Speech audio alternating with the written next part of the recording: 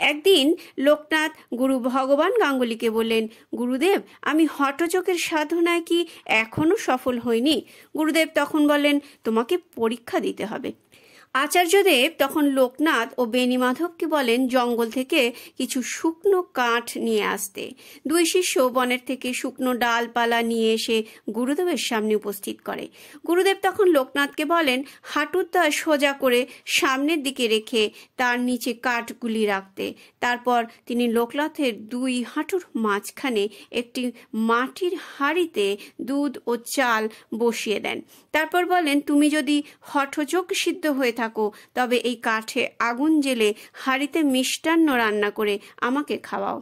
একজন হঠযোগ সিদ্ধ যোগী অগ্নিস্পর্শন বা দহন করতে পারে না। লোকনাথ গুরুর আশীর্বাদ নিয়ে এক মনে ধ্যানাবিষ্ট হলেন এবং তার দুই হাঁটুর মাঝের পাত্রে মিষ্টান্ন রান্না হতে থাকলো। দুই হাঁটুর নিচে অগ্নি প্রজ্বলিত থাকা সত্ত্বেও সেই অগ্নি তার দেহকে দহন করতে পারল না। লোকনাথের এই সিদ্ধি অবস্থায় আচার্যদেব অতিশয় প্রীত হলেন।